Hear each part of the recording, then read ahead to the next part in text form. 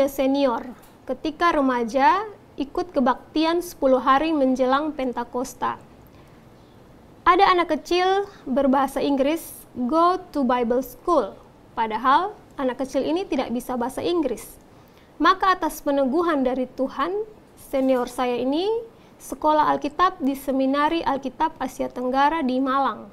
Walau kesulitan biaya, akhirnya lulus dan kemudian menjadi gembala sidang di sebuah gereja di Semarang.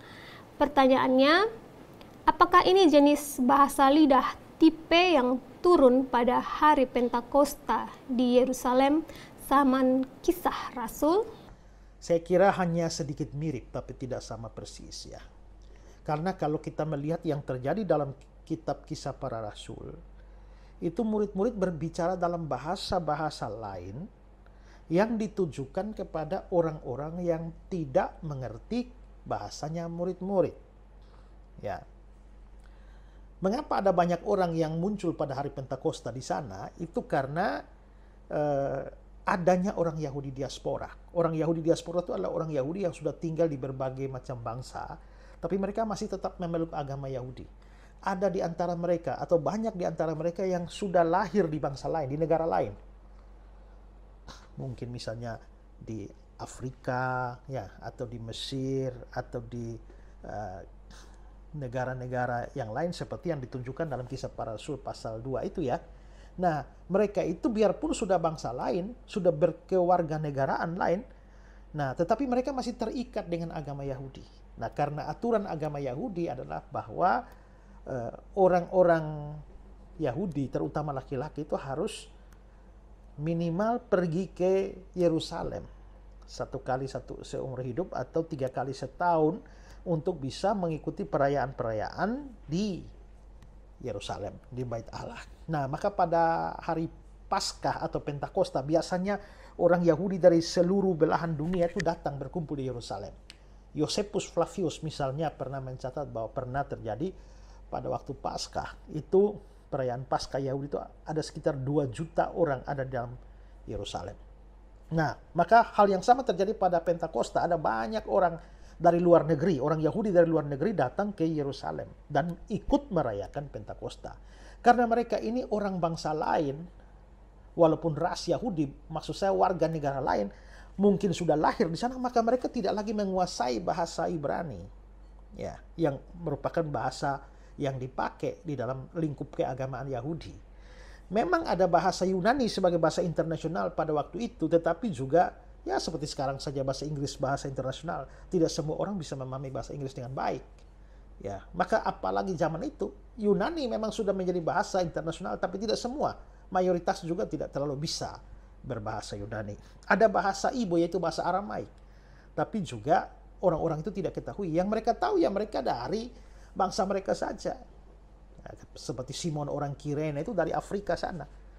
Nah, maka pada waktu mereka berkumpul, murid-murid bisa berbahasa Aram. Mungkin juga bisa berbahasa Yunani atau sedikit Ibrani. Tapi bagaimana kalau mereka tahu-tahu beritakan Injil dalam bahasa Ibrani atau Yunani atau Aram, maka orang-orang yang banyak yang ikut hadir di situ juga tidak memahami.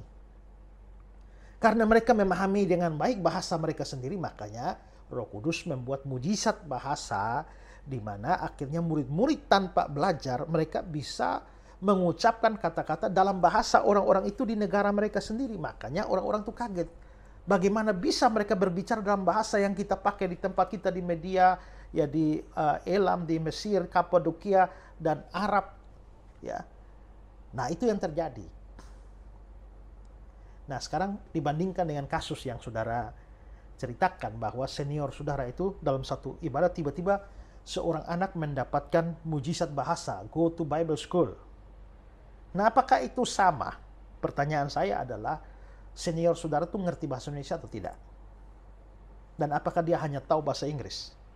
Kalau dia tidak tahu bahasa Indonesia, hanya mengerti bahasa Inggris, sehingga pesan kepada dia harus datang dalam bentuk supranatural melalui si anak kecil itu yang tidak belajar atau belum bisa bahasa Inggris, go to Bible school, maka itu persis sama dengan Kisah pasal 2. Tapi kalau sebenarnya senior saudara itu bisa berbahasa Indonesia, lalu untuk apa diperlukan mujizat bahasa untuk menyampaikan kepada dia dalam bahasa lain, bahasa Inggris, ya, atau senior saudara itu orang dari Inggris sana, atau orang berbahasa Inggris. Tapi kalau dia orang Indonesia yang lebih mengerti bahasa Indonesia daripada bahasa Inggris, maka kita tidak menemukan alasan seperti yang muncul di dalam Kisah Rasul pasal 2. Itulah sebabnya saya mengatakan bahwa ya mirip saja, tapi tidak persis sama. Nah, tetapi saya juga memikirkan kemungkinan lain bahwa mungkin diberikannya mujizat bahasa, tahu-tahu si anak kecil yang belum mengerti bahasa Inggris bisa berbahasa Inggris, go to Bible school, mungkin dengan keajaiban yang mau ditangkap di situ untuk menarik perhatian senior saudara bahwa ini pasti ada sesuatu yang supranatural atau ada pesan supranatural dari Tuhan untuk pergi ke sekolah Alkitab sehingga akhirnya dia masuk. Nah, itu tetap memungkinkan. Tapi kalau dikatakan apakah itu persis dengan yang kisah pasal 2 di Kisah Rasul pasal 2, ya seperti saya jelaskan tadi itu tidak persis sama.